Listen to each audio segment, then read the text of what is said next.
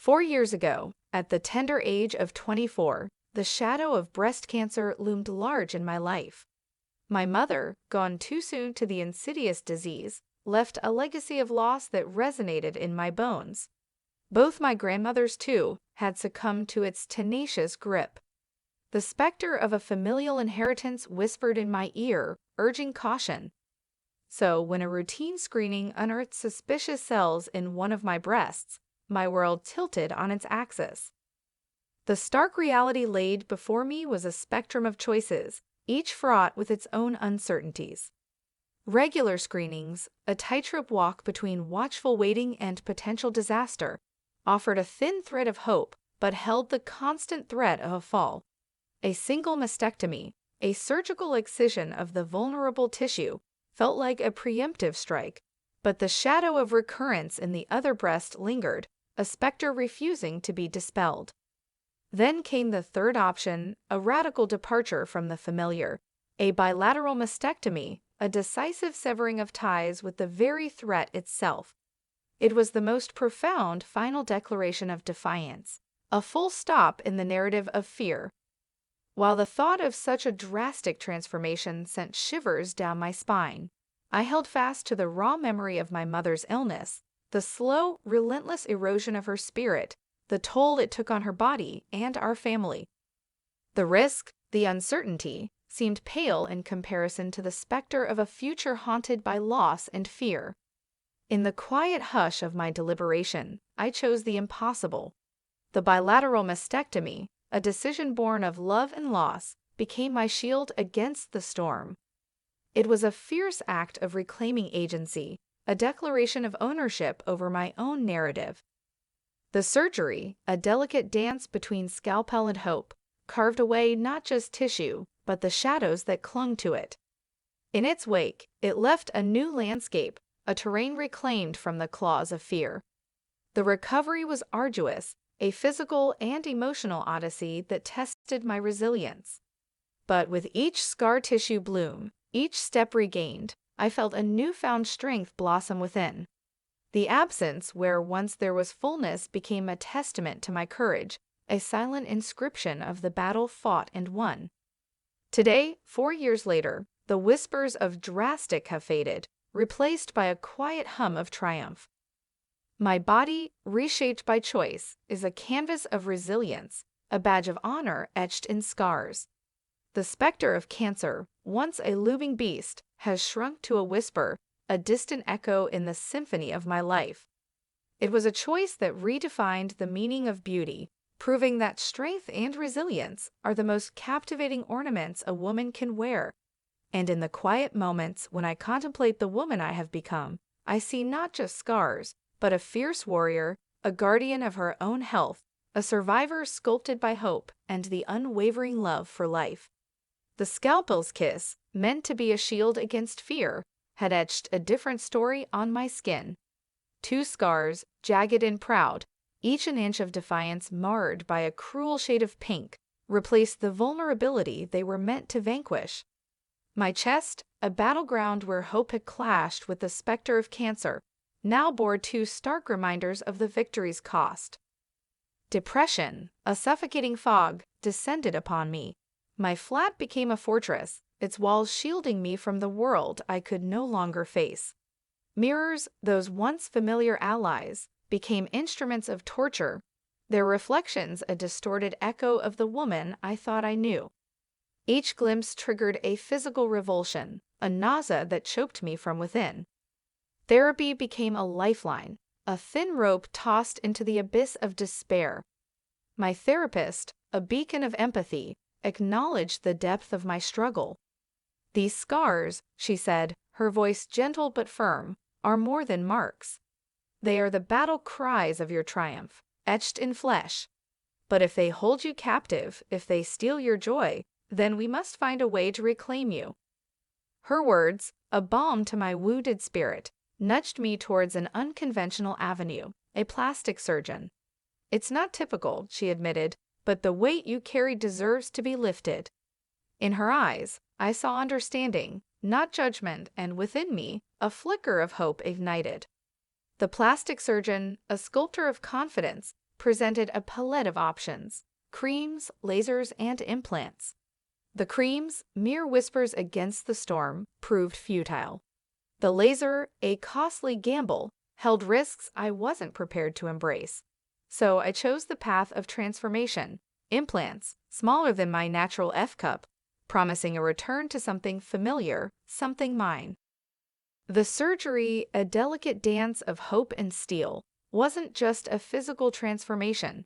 It was a symbolic shedding of the scar's burden. When I awoke, the pink monsters were gone, replaced by smooth, soft curves. The touch of my own skin, no longer a source of revulsion, became a rediscovery. The fog began to lift. Sunlight, once filtered through despair, bathed my life in a new dawn. Confidence, a long-lost friend, returned, hand in hand with self-esteem. The scars, though hidden, remained, silent whispers of a battle fought and won, a reminder of the depths I had traversed. Looking back, I know some may judge my choice. Appearance shouldn't matter, they might say. But they haven't lived with the gnawing self-loathing, the suffocating isolation, the mirror that became a stranger's cruel gaze. These scars, more than just flesh, were symbols of a stolen identity, a hijacked narrative. My journey wasn't about vanity. It was about reclaiming myself, brick by emotional brick. It was about finding solace in a body I could inhabit without flinching, about silencing the whispers of what if that had haunted me for too long. These implants, more than just silicone, are a testament to my resilience, a celebration of the woman I chose to become. Today, I stand tall, not despite the scars, but because I chose to rewrite their story. My body, my canvas, now bears not just the marks of battle, but also the brushstrokes of hope, the vibrant hues of self-love, and the delicate tracings of a future reclaimed. The girl who recoiled from mirrors is gone, replaced by a woman who sees not just flesh, but the indomitable spirit that lives within, the warrior who chose to fight, and most importantly, the survivor who chose to win. In the present day, I'm 28 years old and working in an office. I'm doing a lot better than I was. My coworker, Jill, found out I'd had a boob job, but not about the cancer thing, when myself and my friend from years before the mastectomy were planning a holiday, and she made a joke about me going on a plane with my implants, and Jill overheard. By the end of the day, the entire office knew I'd had a boob job, but not why, and half a dozen people confirmed Jill had told them. Over the next few months, Jill made many jokes and comments about my chest to coworkers when I was in earshot, at one point saying I had more plastic than Barbie, and calling me fake in 2 ways. I didn't hear this one myself, but a friend in the office told me that Jill had at one point referred to me as a sack of silicone. What her problem was exactly, but at one point she mentioned the NHS, so I assumed Jill thought that I'd got my tits done for free on taxpayer money. I'd gotten the mastectomy on NHS, but gone private for therapy and implants. I asked her to stop more than once, but unfortunately the places I'd talked to her were places like the lift and the women's bathroom, where there weren't any cameras, and Jill just kept making comments, no matter how often I asked her not to. I wouldn't say it was every single day, but I heard at least 3 comments per week for 3 months. I hit my breaking point when me, Jill, and a few other coworkers were having lunch. I referred to something as being shallow, and Jill said, "You'd know all about being shallow," while gesturing to my chest. I snapped. I said, "Do you know why I have these? A few years ago, the doctors found potentially cancerous cells in my breast tissue. I was advised to get a mastectomy and was left with huge, ugly scars on my chest. I went to see a therapist who sent me to a cosmetic surgeon, who advised me to get implants to hide the scars, and I did just so I could look at myself in the mirror without crying. So maybe next time you want to judge someone for having cosmetic surgery, you should ask them why they had it first." And feeling like that was a mic drop moment, I picked up my food and left. The afternoon unfolded like a slow-motion train wreck. After the lunchroom incident, the office became a battlefield of whispers and divided opinions. A third of my colleagues, bless their hearts, approached me with offers of support, their voices a chorus of outrage against Jill's behavior. The others, however, adopted a different tune. She was just joking, they'd say, their faces pinched with a mix of amusement and unease. You overreacted, they'd add, their words carrying the weight of a chorus line practicing for a play about corporate gaslighting. My own stomach churned with a cocktail of anger and fear. Jill's jokes were no laughing matter. They were barbed missiles, laced with venom, designed to chip away at my self-esteem and erode my sanity. And now, the very weapon she used to torment me was being spun into a narrative where I, the victim, was the one being unreasonable. Then came the email. A cold, official message from HR requesting a meeting the next day.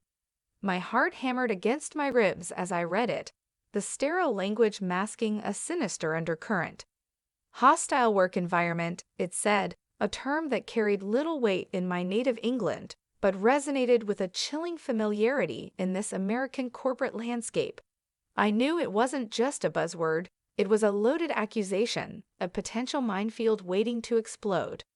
And I knew, with a sickening certainty, who had set the fuse. Debbie, the HR rep with the overly bright smile and the seemingly endless supply of corporate jargon, was Jill's friend. We had spoken once, briefly, and her eyes had held a glint of something I couldn't quite place. A flicker of amusement, a hint of disdain, perhaps. Now, in the face of this email, that glint solidified into a grim premonition. They were coming for me, using the very machinery meant to protect me as a weapon against me. Panic threatened to consume me, but I fought it down. I needed to be strategic. If Debbie was going to be my reviewer, I was toast. But there was a chance, a slim one, a loophole I clung to like a drowning man grasping at a straw. I remembered a clause in my contract, buried amidst the legalese, a faint whisper of hope called an impartial overseer. If I felt the reviewer was biased, I had the right to request a change. With a newfound resolve, I embarked on a mission of evidence gathering. I scanned my contract, highlighting the relevant clause like a warrior marking a battle map. Then I reached out to my allies. The Facebook message I sent was a desperate plea, a call to arms against the injustice I faced. To my surprise and immense relief, nearly 24 voices answered, their words echoing with righteous anger and a willingness to stand by me. Their testimonies were my ammunition, each sentence a bullet against the narrative Jill was weaving. I reconstructed the timeline of her abuse, each instance meticulously documented, a testament to her relentless cruelty. The lunchroom confrontation, with its chilling chorus of witnesses, became the centerpiece, a damning tableau of humiliation and aggression. As the day drew to a close, I felt a fragile sense of defiance. I was no longer the lone wolf, hunted by a pack of whispers. I had allies, evidence, and a weapon of my own, the truth. The meeting with HR loomed large, a potential crucible of vindication or further torment. But I would not go down without a fight. In the face of injustice, I would rise, armed with the power of truth and the support of my newfound comrades. As the sun filtered through the blinds, a knot of apprehension tightened in my stomach. The previous day's confrontation had fractured the office into a war zone of whispers and divided loyalties. Armed with a fragile hope and a stack of testimonies, I arrived at work early, my resolve steeled against the uncertainties awaiting me. I made the rounds, collecting a tangible affirmation of my experience from each supportive colleague. 16 testimonies materialized, each a testament to the truth I carried. They weren't lengthy essays, but each paragraph packed a punch, echoing with the bluntness of witnessed insult and the discomfort of a toxic environment. Names, dates, and quoted barbs filled the pages, weaving a chilling tapestry of Jill's relentless aggression. One document, a stark counterpoint to my own ordeal, detailed an episode from the lunchroom, offering an eyewitness account of her verbal assault. But amidst the chorus of solidarity, whispers of another kind snaked through the office. Jill, it seemed, was a viper with fangs sunk into more than just me. One letter documented a cruel remark about a coworker's weight. Another exposed an abhorrent anti-Semitic slur flung at another. The extent of her venom was sickening, painting a picture of a workplace poisoned by her casual cruelty. At 10 a.m., the HR bell tolled, its summons heavy with anticipation.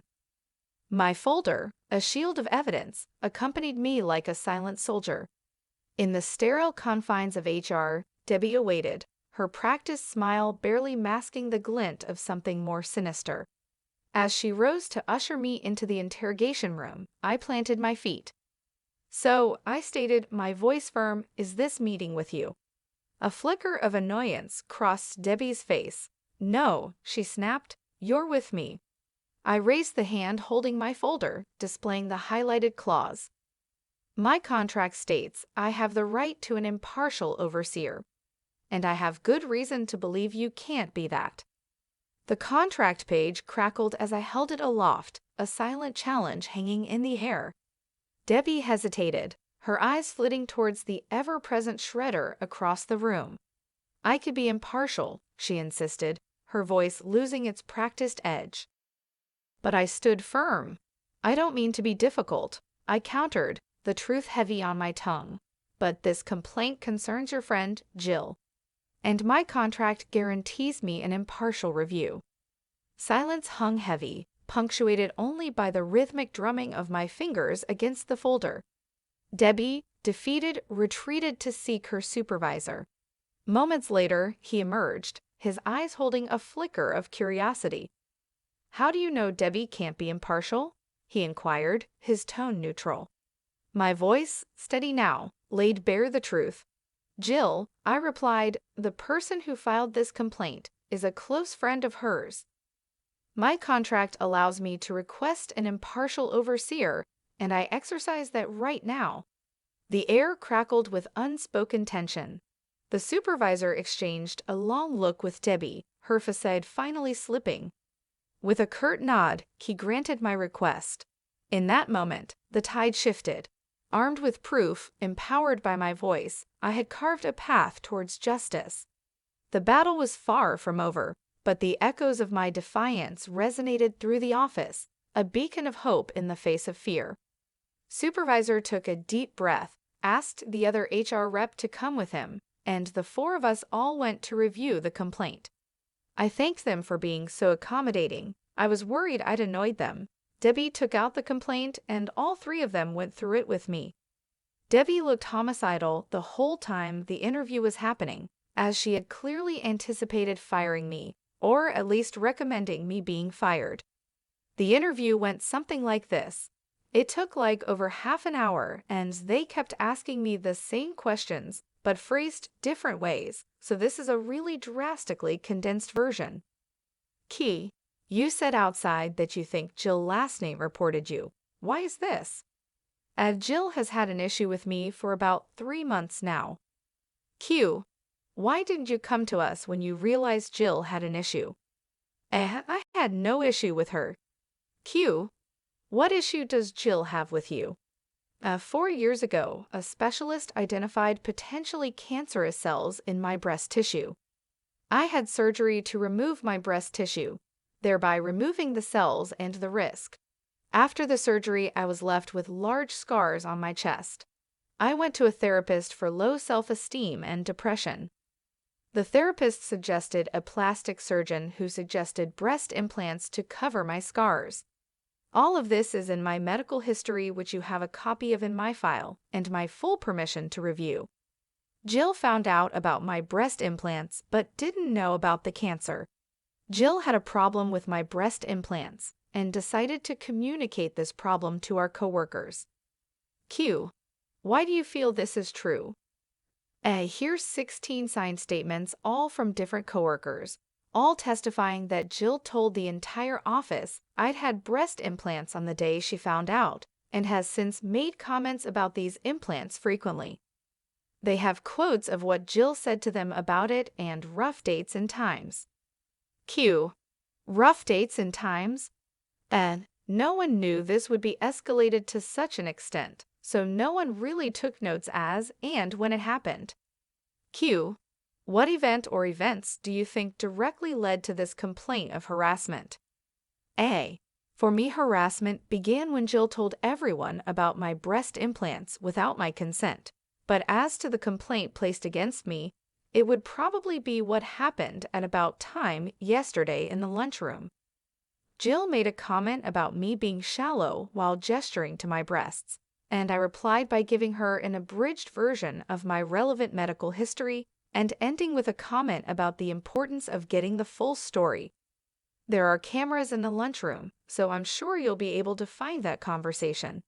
I'll admit I could have handled the situation better, but after 3 months I felt I had to put my foot down. Here's a list of names of people who were also present. There were 6 people at the table, including myself and Jill. One of these people is also in those letters and has written their account of the conversation and signed it. Q. Had you had a conversation with Jill prior to this regarding her comments about you? Several, spaced out over the last 3 months. Each time I communicated to her that I felt uncomfortable and upset with these comments she was making and would appreciate it if she were to stop. Q. To your knowledge, was Jill made aware of your former cancer at any point in this time? No. It wasn't mentioned in the conversation with my friend she overheard, and I didn't tell her because frankly it's none of her business, and I did not feel the need to detail my medical history to a coworker in order to avoid further sexual harassment. Supervisor stands up and says, "Well, I think we're done here." He shakes my hand and sends me back to my desk, saying that I'd hear from them after they review the evidence, letters, CCTV, medical history, and anything they had already, and made a decision on the case. I got back to my desk, pulled up my CV, and prepared to start the job search again. About an hour goes by, then the person who wrote the letter and was there for the lunchroom conversation gets called for a meeting with HR. They come back 10-ish minutes later. The other people who were also there for the lunchroom conversation get called one by one, except Jill. All of them are gone for about 10 minutes, then come back, find a coworker, and say that HR wants to see them. Then the people who wrote letters but weren't there yesterday are also called one by one and are each gone for about 10 minutes each, some longer, some shorter. By about 3:30, it looks like everyone who wrote a letter or was there in the lunchroom has been interviewed. Then, finally, Jill gets called in. She's gone for about 30 minutes and comes back fuming. She glares at me while I work, but I ignore her. 4:30-ish, Jill gets called into HR again. 5 p.m. rolls around. Everyone is either leaving or getting ready to leave when Jill storms back into the office. She glares at me the whole time she packs up her desk. She then starts telling anyone who will listen that I got her fired before shoving her way onto the lift. An email comes in from HR. My case is closed.